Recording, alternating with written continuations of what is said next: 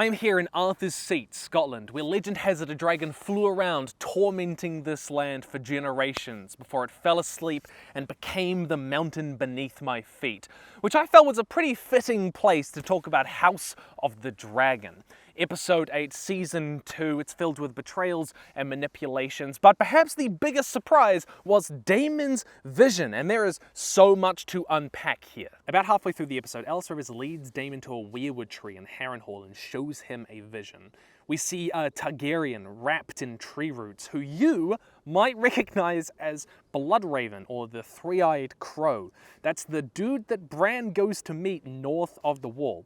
Now, he has this whole story, this whole edgy, mystical, magical history, which really wasn't even covered in the original show. So him turning up here is pretty interesting, but he is intimately tied to that bigger, grander story of the war between the living and the dead. We do see an army of White Walkers, but the most interesting image that we get here is this field of dead dragons. You might be thinking of Viserion's death, but we can actually see maybe 3, possibly 4 dragons in the background with this fortress.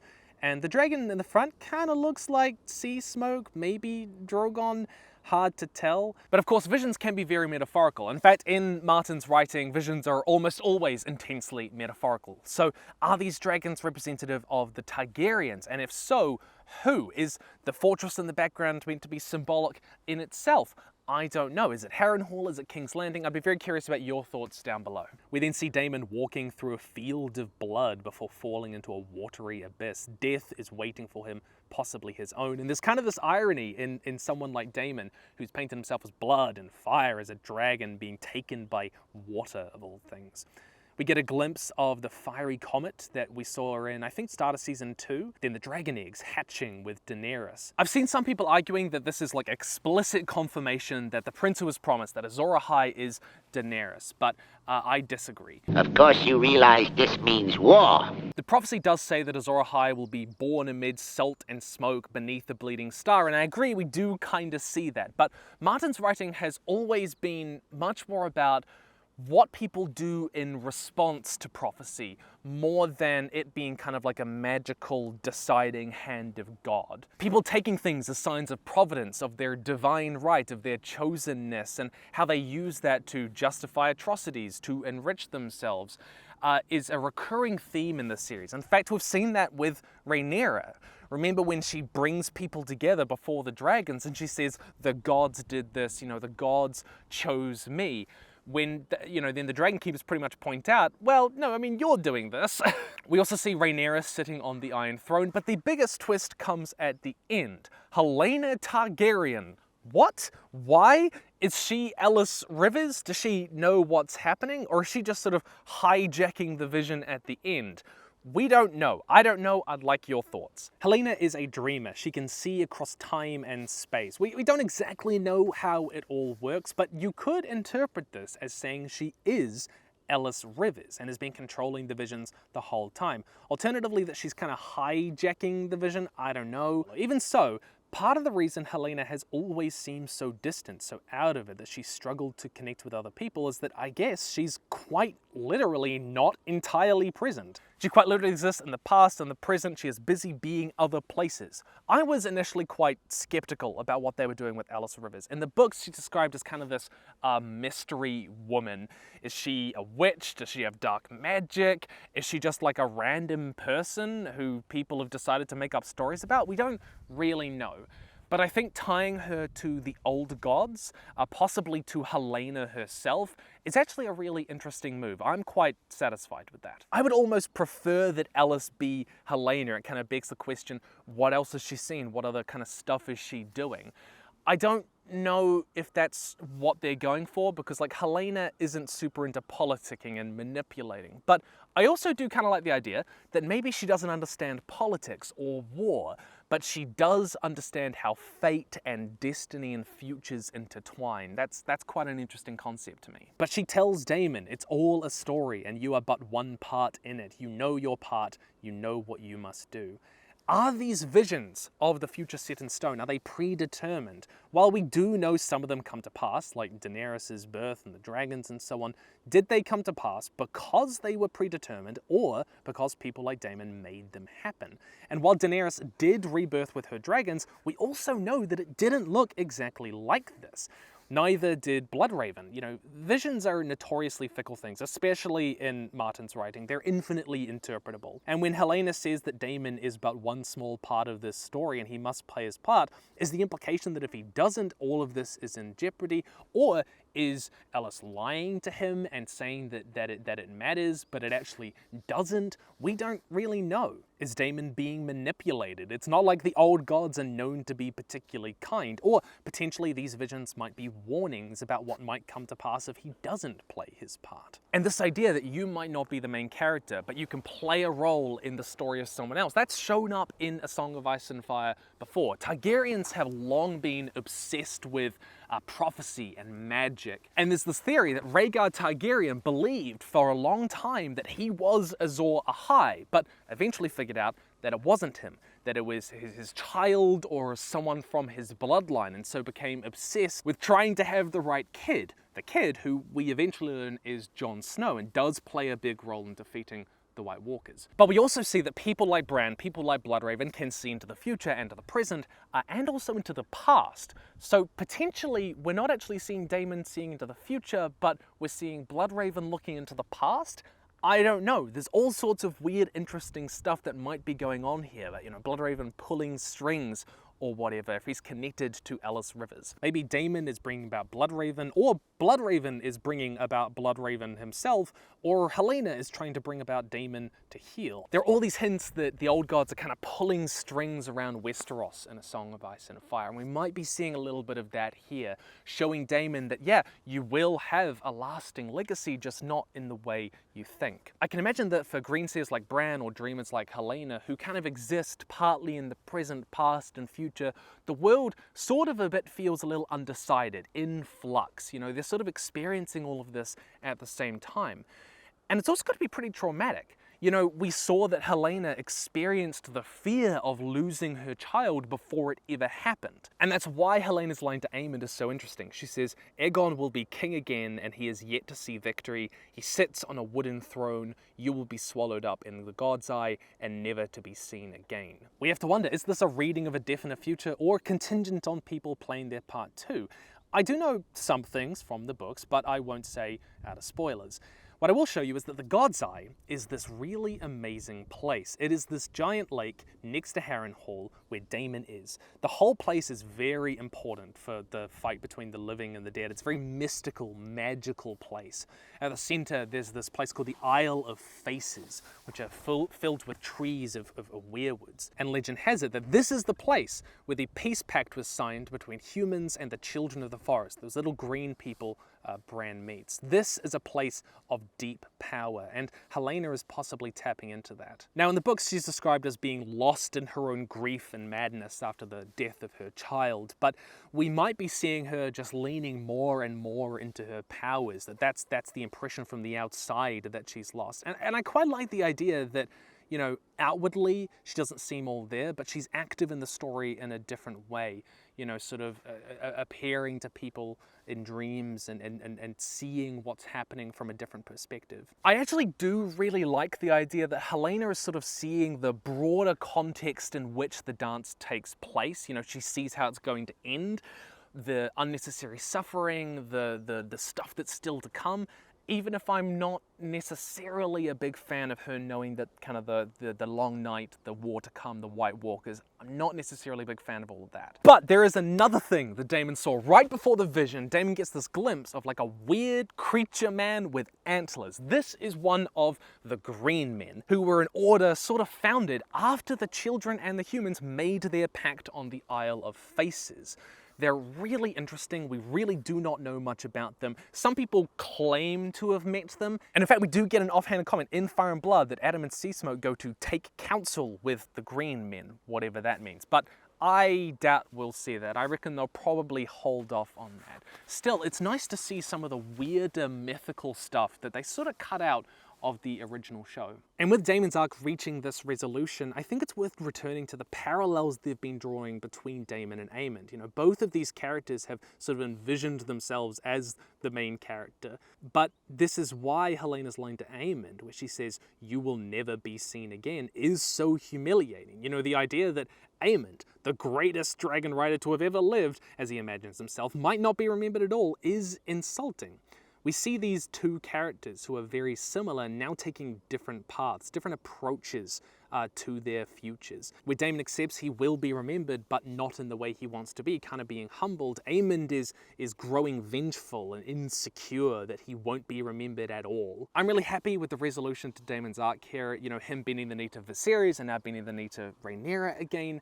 Even if, again, I'm not necessarily a big fan of them tying it to him seeing the future of the White Walkers in the Long Night and all that. I would rather it be a bit more about him reconciling with his wrongs, though I do suspect we've got another chapter in his development. Another big beat in this episode is Alicent. She comes to Rhaenyra on Dragonstone in hopes of stopping this war in one last-ditch effort. She is broken by her role in all of this and seeing all of this suffering. She's been kind of wondering what the hell she is meant to do, how she can go on living. And she offers to Rhaenyra to throw open the gates of King's Landing, end this conflict, and all she asks is that Aegon be allowed to survive. But Rhaenyra says that's not possible. You know that's not possible. In the end, in kind of this last-ditch hope to stop it all, she does give in. She says that Aegon can die. This is, funnily enough, the exact thing Alicent warned Aegon about in the first season, that he will never be safe so long as Rhaenyra is around, and so that's why they need to act in some way. But perhaps the most interesting line is when Rhaenyra says to Alicent, "You will be remembered as a villain, snatching at power and then defeated." And this is very funny because that is exactly what happens.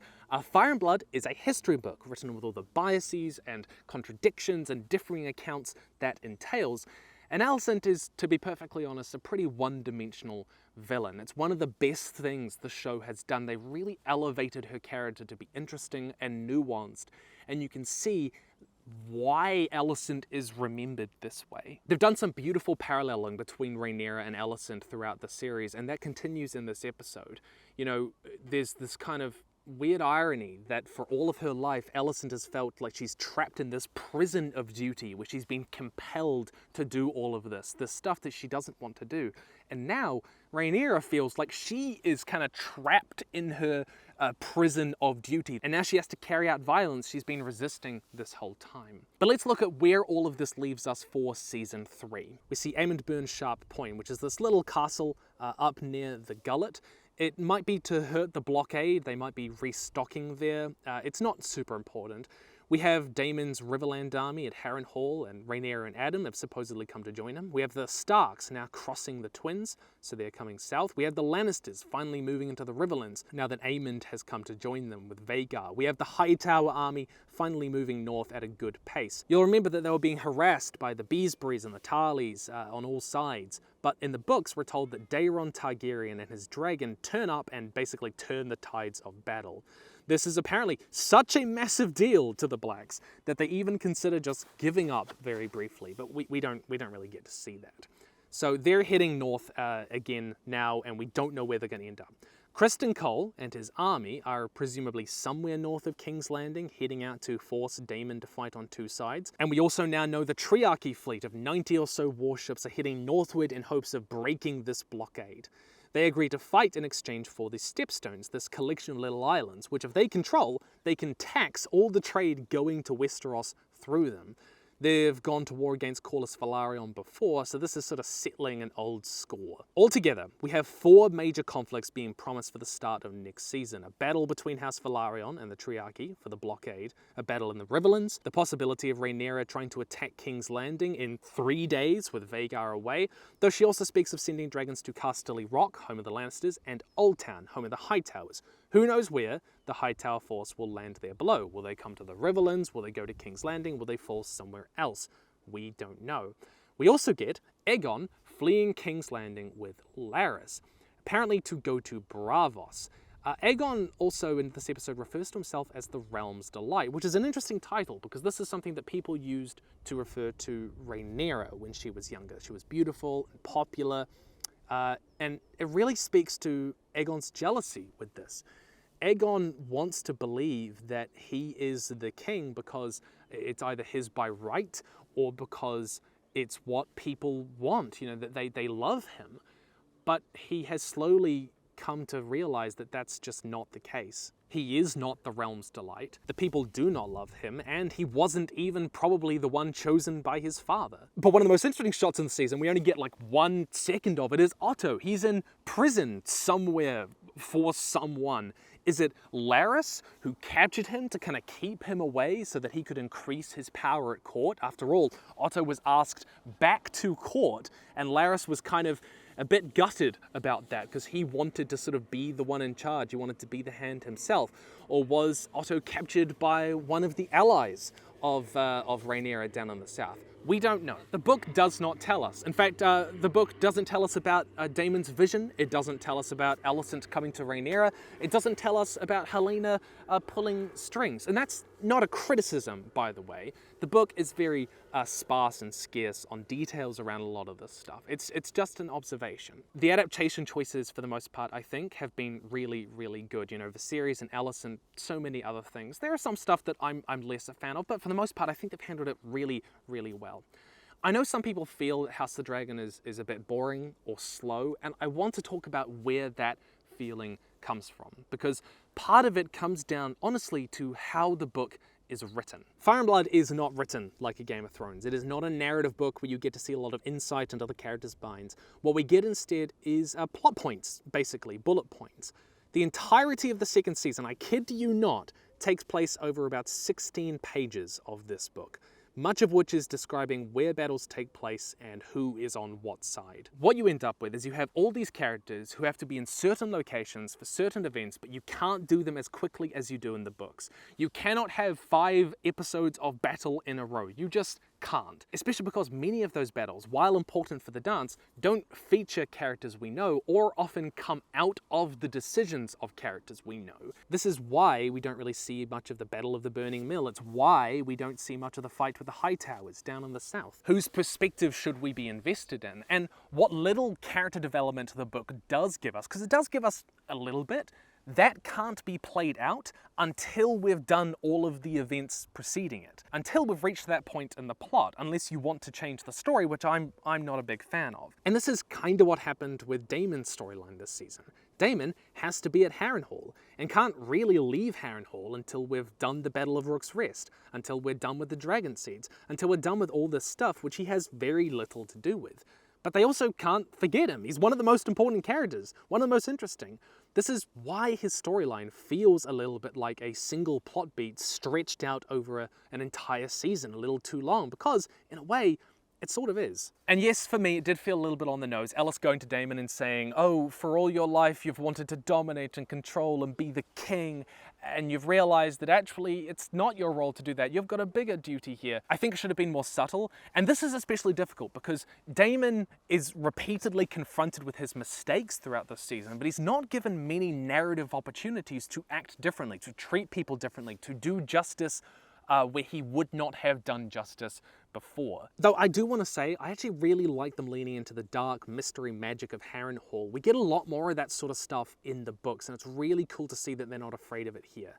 But I do think that they probably should have ended it a while back, or maybe found a different way to handle it. But of course, the problem being, you can't really end his subplot until the Riverland story is ready to move forward, which can't happen until after Rook's Rest, etc, etc. Especially considering Fire and Blood will rapidly introduce characters and then kill them off. So you've got to have an interesting conflict which motivates characters to take action, but they can't take action which moves the story faster than the plot allows.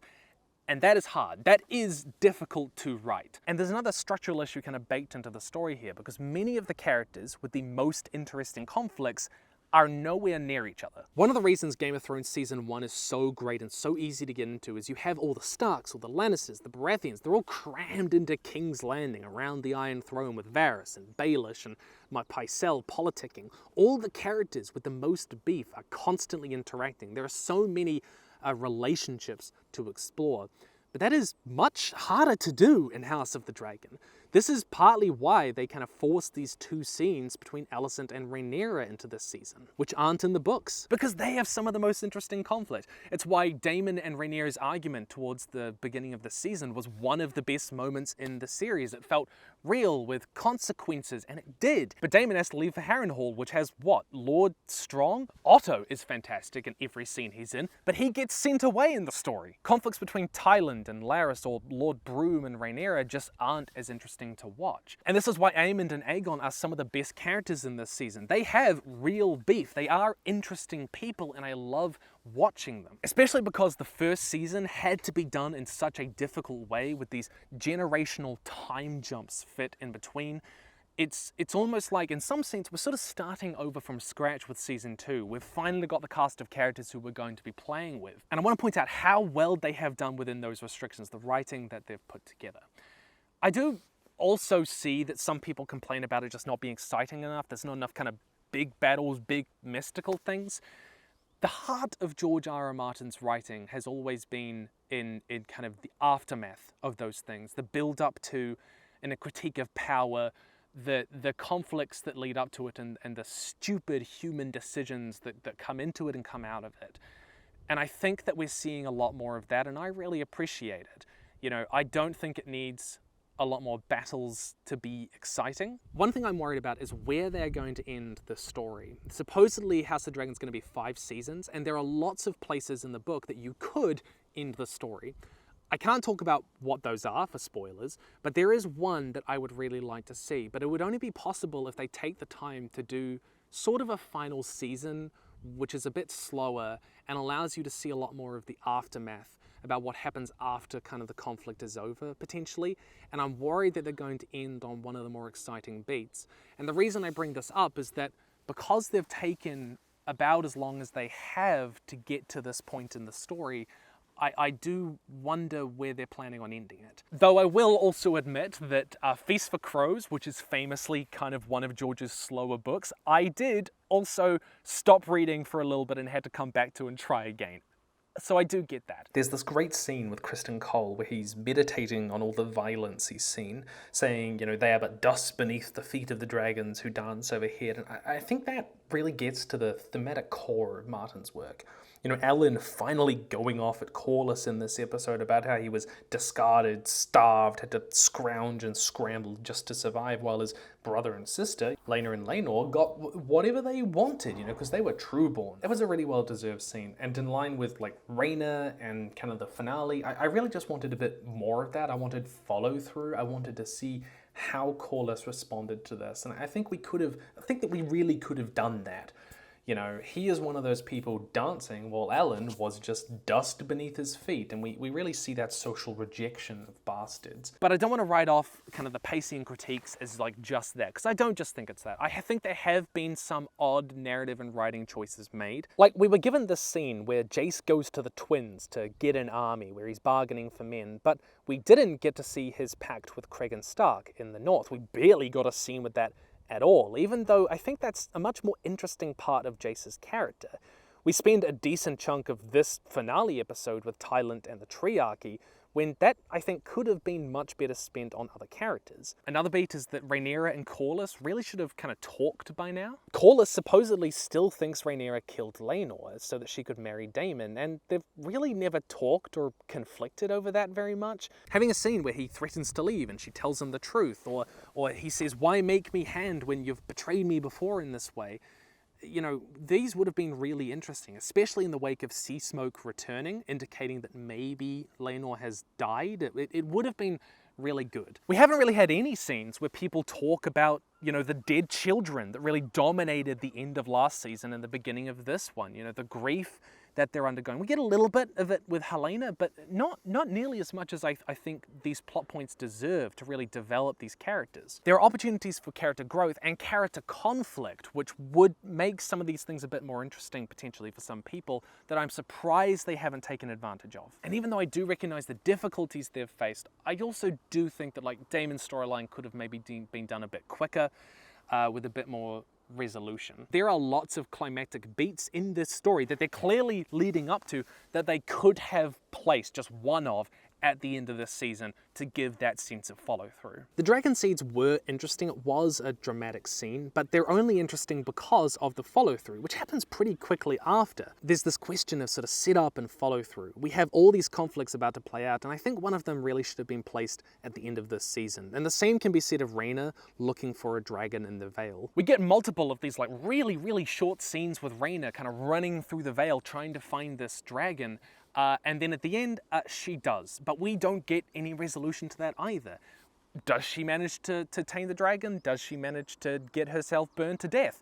We don't know, and I really think that they probably should have followed through on that as well. And there are some beats and characters I do think they could handle differently. There are kind of three mystery characters in the book. There's Alice Rivers, Mysaria, and Laris. While I like the idea of Helena being involved with Alice in some sort of way, I think Mysaria is a bit more interesting in the books. She doesn't really have a huge amount of conflict with other characters in the show just yet. And Laris is really interesting in concept. I like that he spirits Aegon away. I like the relationship he's building with him. I kind of like what he's doing a bit more, but for the most part, he hasn't done a huge amount. In the books, you know, he like draws up a list of lords who have been supporting Rhaenyra. He runs kind of like a police state and publicly executes them, but he didn't really do that. Likewise, there's a lot of this sort of economic stuff in the books about what they do with the crown's gold, how they split it up during wartime to keep it safe, but we haven't seen that, and that was a really interesting part of the book for me. I want to see more conflict and deeper conflict between characters. I also would have loved, for example, if Rhaena is so interested in finding this dragon, you know, her researching where it was, maybe taking supplies and tracking it down, the sort of desperate running around randomly trying to find it, I feel like was a potentially less interesting way to handle that beat. I'm filming this a little bit later. You can see Edinburgh Castle behind me, but it was brought to my attention that the final 2 episodes were possibly cut because of budget or because of the writer's strike, and so I thought the best way to deal with that was to move those story beats to the next season, which I do not blame the writers for, you know. But that being said, I do still think that parts of the season could have been compressed into fewer episodes, and not necessarily because they need, you know, more big bombastic battles, but to make more room for kind of some of those smaller moments and scenes which I talked about before, and which George's writing has always been about, and I actually think House of the Dragon, for the most part, has done fantastically. But overall, I am thoroughly enjoying this series. Like, if one of the main criticisms I had is that they should have had the first episode of next season on the end of this season, I don't really consider that a big critique. And even though, you know, there are little things that potentially could have been handled differently, I'm still really invested in these characters. I still really love the conflicts that they're building towards. I am on the edge of my seat with every single episode. I love the characters, I love Martin's writing, I love the world of Westeros, and I'm glad that I get to spend more time in it. And for the most part, they've done amazingly. I can only imagine season 3 will be chaos. They've been really building up to it for 2 seasons now, a lot of build up. So we can really hope that they do follow through and deliver here. But again, for me, it's not nearly as important to deliver on the big battles as it is to deliver on really interesting character drama. That's always what it's been about, right? And we do have the pieces in play for that. I talk about writing and world building because it's my job. It has been for 7 years now, both on my main channel, Hello Future Me, but also because I'm a writer. I've been publishing, you know, stories in magazines around the world and books and stuff. I've sold over 100,000 books, and I've actually got an on-writing and world building series where I talk about Martin's writing a fair amount. You know, talk about his world building, how he designs kind of cities and continents and kingdoms and histories, but also how he writes on a line-by-line level, because I do love these books, and so do a lot of other people, it seems. I would love to share them with you. There are links down in the description below. I talk about fantasy and sci-fi, but also kind of literary and other stories as well. If you want to learn how to write and world build yourself, you know, stories as cool as House of the Dragon as this one is. But I've also got my own writing, which you can read down below. You can pick up my book, A Catalogue for the End of Humanity, which has a whole bunch of its own sci-fi and fantasy stories, which I would love to share with you if you love world building and magic and all sorts of interesting, deep, introspective human character conflict. It's been amazing, and thank you to the people who have kind of tuned into the second channel while I've been doing this. I may be covering Rings of Power if you guys want me to, and I will be covering Night of the Seven Kingdoms when that series drops. I would love to hear your overall thoughts on the series below. Stay nerdy, and I'll see you in the future.